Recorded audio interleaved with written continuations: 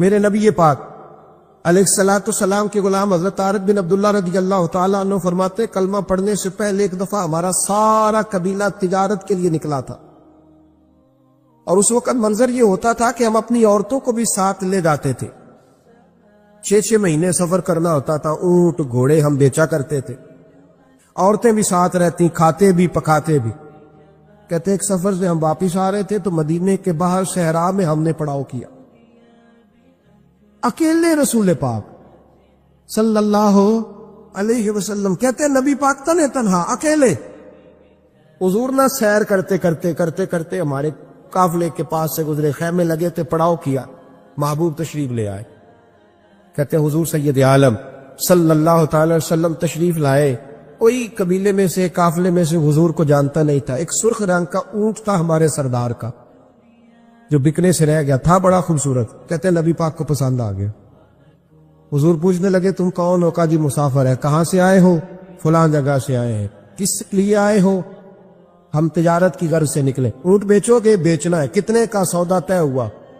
اس نے کہا اتنے لینے، حضور نے کہا اتنے دینے۔ اب بات طے ہو گئی۔ کہتے ہیں لگام حضور نے پکڑی اور فرمانے لگے وہ سامنے میرا شہر ہے جس کا نام مدینہ، وہ میرا شہر ہے، میں ابھی مدینے جاتا ہوں، اپنے غلام کو بھیجتا ہوں اور تمہیں آ کے نہ قیمت دے جاتا ہے۔ محبوب گھوڑے کی لگام تھا، اونٹ کی لگام تھا، میں نکیل تھا، میں اونٹ تھا سرخ رنگ کا۔ حضور لے کے جب نکلے نا، تھوڑا سا چند قدم آگے گئے تو ان میں سے ایک شخص بولا، کہنے لگا سردار آپ سیانے لوگ ہیں، سمجھدار ہیں، اس شخص کا نام پوچھا آپ نے؟ قبیلہ پوچھا ہے؟ ایڈریس کا پتہ ہے؟ پتہ ہے کہاں رہتا ہے؟ اتنا قیمتی اونٹ دے دیا۔ وہ سردار بھی کہنے لگا، سارے کہنے لگے یار ان کی باتوں میں اتنی لذت تھی، ان کے گفتار و رفتار اتنی باوقار تھی، مزیدار تھی کہ ہوش ہی کوئی نہیں رہا۔ بھئی ہم پرانے تاجر ہیں، کبھی اس طرح کا سودا کیا ہی نہیں جس طرح کا آج ہو گیا۔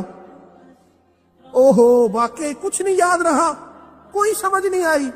وہ ابھی نظر آ رہے، ایک آدمی دوڑ کے جاؤ، دوڑ کے، اور جا کر کے نا ان سے کہو بڑی جائز بات ہے، وہ ناراض بھی نہیں ہوں گے۔ ان سے ایک شخص کہو کہ بھئی اونٹ دے جاؤ، پیسے لے آنا اور اپنا مال لے جانا، دوڑ کے جاؤ۔ ایک شخص دوڑنے لگا تو سردار کی بیوی خیمے کے اندر تھی، پردے کے پیچھے سے بولی، کہنے لگی خبردار کوئی پیچھے نہ جائے، اگر پیسے مل گئے تو ٹھیک ہے، نہ ملے تو میں دے دوں، کوئی پیچھے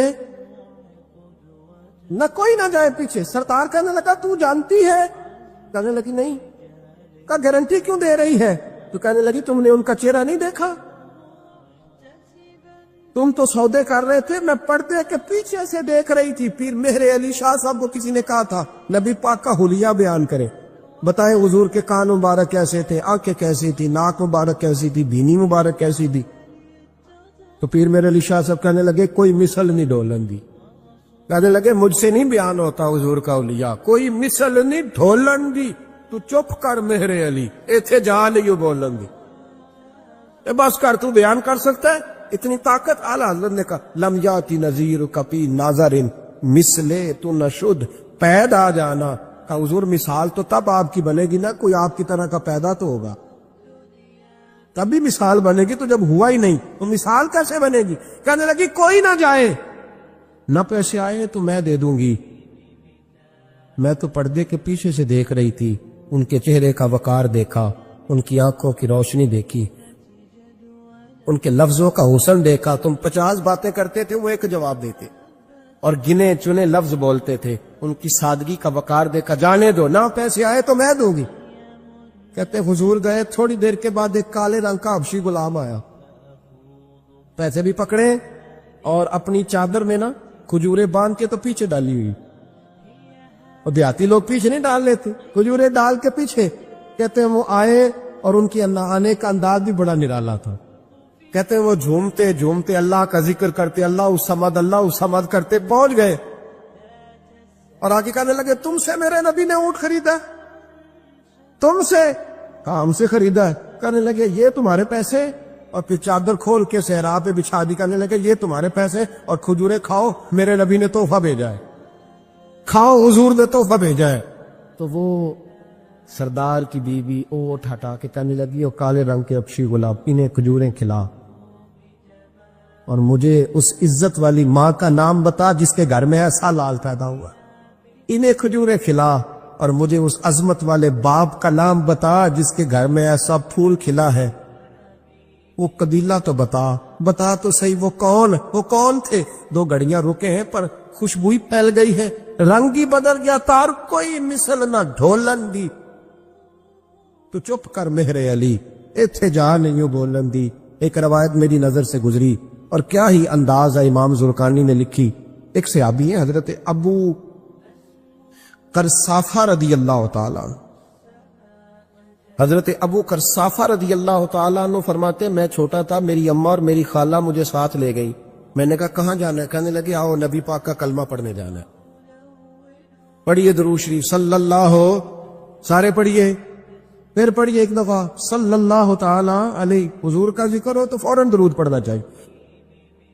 نبی کریم علیہ السلام کی بارگاہ میں نا میری خالہ اور میری اماں دونوں مجھے ساتھ لے گئی کلمہ پڑھنے، کہتے ہیں جب ہم حضور کی بارگاہ میں پہنچے، کلمہ پڑھا، واپس آئے تو میری اماں اور میری خالہ آپس میں بات کرنے لگی، میری خالہ کہنے لگی تو نے دیکھا ہے ان کا بولنا کتنا مزیدار، میری خالہ کہنے لگی تو نے تو وہ دیکھا لیکن وہ جو غلام آیا تھا اس کے ساتھ ان کا رویہ کتنا پیارا تھا، تو نے دیکھا جب وہ کھانا کھا رہے تھے تو پہلا خیال انہوں نے ہمارا کیا، بار بار وہ ان کا ذکر کرتی، کہتے آپس میں حضور کی شانیں بیان کرتی، میری اماں بھی میری خالہ بھی۔ بالآخر بات لمبی ہو گئی تو میری اماں بولی، کہنے لگی بس کر، ہم کتنی عظمتیں بیان کریں گے، مجھے تو 3 باتیں سمجھ میں آئی ہیں۔ کتنی؟ 3 باتیں مجھے سمجھ میں آئی ہیں۔ کہا وہ کیا؟ تو کہنے لگی ما رأینا مثل ھذا الرجل احسن وجھا ولا القى صوبا ولا البنا کلاما، کہنے لگی مجھے تو 3 باتیں سمجھ میں آئی ہیں کہ نہ اتنا خوبصورت چہرے والا کوئی شخص دیکھا ہے، اور نہ اتنے صاف کپڑوں والا کو دیکھا ہے، اور نہ ہی اتنی میٹھی بولی بولنے والا کوئی دیکھا ہے۔ تینوں باتوں کی کمال ہے، ظاہری حسن بھی کمال، کپڑوں کی صفائی بھی کمال، اور رسول پاک کا بولنا بھی کمال، لب و لہجے میں مٹھاس بھی خوبصورتی والی۔ یہ اصل حسن ہے کہ ظاہرت بھی انسان بڑا منزہ ہو، باطنن بھی بڑا صاف ستھرا ہو۔ میرے رسول پاک علیہ الصلوۃ والسلام کا طریقہ مبارکہ پتہ کیا تھا؟ حضور صلی اللہ تعالی علیہ وآلہ وسلم جب مسجد میں نماز پڑھ لیتے تو حضرت جعفر رضی اللہ تعالیٰ عنہ فرماتے، بخاری کی حدیث ہے، فرماتے میں مدینہ شریف میں آیا تو حضور نماز پڑھ لیتے تو صحابہ نبی پاک کے پاس آتے اور حضور کا دست مبارک پکڑ کے پہلے چومتے پھر چہروں پہ ملتے، پہلے چومتے پھر چہروں پر۔ نبی پاک کے صحابہ حضور کے قدم بھی چوما کرتے، قدموں میں جھکا کرتے تھے۔ یہ تو بھائی اس وقت پتہ چلتا جب کسی سے پیار ہو جاتا ہے، جب کسی بندے سے، میں اکثر مثال دیا کرتا ہوں اکثر کہ کسی کا بچہ پیشاب کرے تو کہہ آتی ہے، الٹی آتی ہے، لیکن اپنا بچہ بالوں میں بھی کر دیتا ہے، پھر کوئی کہہ نہیں آتی چونکہ اپنا ہے نا، پیار ہو گیا ہے نا۔ اب وہ کیفیت جب کسی سے محبت ہو جاتی ہے نا تو کچھ چیزیں صرف سمجھنے کی نہیں، کچھ چیزیں ایسی ہوتی ہیں جو محسوس کرنے والی ہوتی۔ اس نے کہا تھا عشق ایک ڈھونگ ہے، میں نے کہا تجھے عشق ہو خدا کرے، پھر کوئی تجھے اس سے جدا کرے، تو اسے تسبیحوں پہ پڑھا کرے، تو اسی کا نام جپا کرے، تو گلی گلی پھرا کرے، پھر میں کہوں کہ عشق ایک ڈھونگ ہے اور تو نہیں کہا کر، پھر میں کہوں کہ عشق ایک ڈھونگ ہے اور تو، اس نے کہا تھا عشق ایک ڈھونگ ہے تو میں نے کہا تجھے عشق ہو خدا کرے۔ بھائی یاد رکھو جب انسان کو محبت ہوتی ہے تو پھر اس کے انداز بدل جاتے ہیں، اس کے طور طریقے تبدیل ہو جاتے ہیں۔ وہ میں اکثر ایک بات کہا کرتا ہوں، میں کہتا ہوں بچہ باہر سے برگر کھا کے آ جاتا ہے رات، اماں کہتی بیٹے روٹی کھا لو، کہنا دوسرا گوبھی پکائی میں نہیں کھانی، حالانکہ برگر ہے کھا آیا ہے، دور سے کھا آیا ہے، تو اماں اس کو کہتی ہے پھر میں سوئیاں نہ بنا دو تھوڑی سی اپنے بیٹے کو، فٹافٹ چاول نہ تجھے ابال دوں، ساتھ میں باریک دال بنا دیتی، کہتا نہیں میری مرضی کا پکاتے ہی نہیں، میں نے نہیں کھا ایسے۔ اب ابا جو ہے نا، ابا وہ اماں کو سمجھا رہا، کہتا چھڈ پرا، بھوک لگے گی تو آپ ہی کھا لے گا، تو نہ ایڈی ٹینشن لے، ایویں پہ تینوں ستاندا ہے۔ اماں کیا کہتی ہے؟ کہتی نہیں مجھے نیند نہیں آ، کہ کھائے گا تو سکون آئے گا۔ اب اس کو آپ لاکھوں دلیلیں دیں کہ سیانا بیان ہے, بچہ نہیں ہے, 22 سال کا ہے, 24 سال کا, چھوڑ تو کیا کر رہی ہے. لیکن اماں کو کوئی سمجھا سکتا؟ کیوں نہیں سمجھا سکتا کہ اسے اپنے بیٹے سے پیار بڑھا. وہ کیا کرے, وہ مجبور ہے. اس کے دل کی کیفیت اس طرح کی ہے کہ کوئی دنیا کی طاقت اسے سمجھا سکتی؟ سوال ہی نہیں پیدا ہوتا کوئی اسے سمجھا سکے. یہ ممکن کیسے ہو, کیسے سکتا ہے؟ یہ محبت ہے. میرے رسول پاک علیہ السلام کے صحابی حضرت جعفہ فرماتے, میں حضور کی بارگاہ میں آیا تو صحابہ کیا کرتے, نبی پاک کا دست مبارک پکڑتے, پہلے چومتے پھر چہرے پہ ملتے. بخاری ہے. فرماتے میں نے کہا یہ کیا کر رہے ہیں؟ پھر اچانک میرا بھی دل کیا ذرا کر کے تو دیکھو. کچھ چیزیں چکھنے پہ پتہ لگتا ہے کتنی مزیدار ہے. کہتے میں بھی قریب گیا, حضور کہ دست مبارک میں نے ہاتھ ڈالا. فرماتے ہاتھ پکڑا ہی تھا کہ نبی پاک کا ہاتھ برف سے بھی زیادہ ٹھنڈا. فرماتے پھر میں نے پکڑ کے چہرے پہ ملا تو کستوری سے زیادہ خوشبو آ رہی تھی دست مبارک. فرماتے اب میرا چھوڑنے کو دل ہی نہیں کر رہا, اب میری طبیعت نہیں مان رہی تھی. میرے نبی کریم علیہ السلام اللہ کی دلیل ہے. ہر پاکیزگی, ہر حسن, ہر کیف اللہ نے اپنے رسول کو عطا فرمایا. دنیا کی جتنی غلاظتیں تھیں, جب کوئی حضور کے قریب جاتا تھا تو ساری غلاظتیں دور ہو جاتی. کما ارسلنا فیکم رسولا منکم یتلو علیکم آیاتنا ویزکیکم.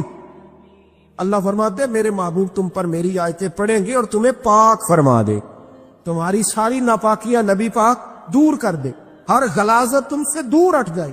ایک صحابی ہے حضرت شیبہ بن عثمان رضی اللہ تعالی عنہ, وہ کہتے ہیں میرے والد کو اور میرے چچا کو مسلمانوں نے احد میں قتل کر دیا تھا. میرے دل میں بڑا غصہ تھا, بڑا جلال تھا کہ کبھی مجھے موقع ملے تو میں بدلہ لوں گا. کہتے فتح مکہ کے بعد نبی پاک علیہ السلام حوازن کی جنگ کے لیے نکلے. مجھے پتا چلا حضور جا رہے ہیں تو میرے اندر شعلے بھڑک رہے تھے انتقام کے. روز میں منصوبہ بندی کرتا, پلاننگ کرتا کہ کسی طریقے سے میں ان تک پہنچوں گا اور بدلہ لوں گا. کہتے ہیں نبی کریم علیہ السلام نہ حوازن کے لیے پہنچ چکے تھے. فرماتے میں بھی جنگ میں جا کے شریک ہو گیا اور میں نے طریقہ اس طرح کا اختیار کیا کہ کسی طریقے میں حضور تک پہنچ جاؤں. سمجھ آ رہی ہے میری بات کی؟ نبی کریم علیہ السلام تک کسی طریقے پہنچ جاؤں. فرماتے ہیں لڑتے لڑتے, لڑائی کے 2 طریقے ہوتے تھے. کبھی تو ایسے ہوتا تھا کہ ایک دو آدمی مل کے آپس میں لڑتے تھے, پھر گمسان کا رن پڑتا تھا, گھمبیر ہو جاتی تھی جنگ, سمجھ نہیں آتی تھی تیر کہاں سے آیا, نیزہ کہاں سے آیا. فرماتے جب گمسان کا رن پڑا نا, مجھے موقع مل گیا, میں حضور کے قریب پہنچ گیا. حضرت شیبہ بن عثمان رضی اللہ تعالیٰ عنہ کہتے جب میں پہنچ گیا تو میں نے نا دیکھا کہ اب حضور کے قریب لوگ نہیں ہیں. فرماتے میں نے نا فوراً تلوار اٹھائی, تلوار اٹھا کے میں حضور کو معاذ اللہ شہید کرنے ہی لگا تھا کہ ایک نور چمکا حضور کے سامنے. بڑی درود صلی اللہ علیہ وسلم. کہتے ایک نور چمکا, اتنی تیزی تھی اس نور میں کہ میری آنکھیں بند ہو گئی, میرے ہاتھ سے تلوار گر گئی, آنکھیں چندھا گئی میری. فرماتے تلوار میرے ہاتھ سے چھوٹ گئی. اب جب وہ روشنی مدھم ہوئی نا تو میں نے دیکھا نبی پاک سامنے کھڑے مسکرا رہے ہیں.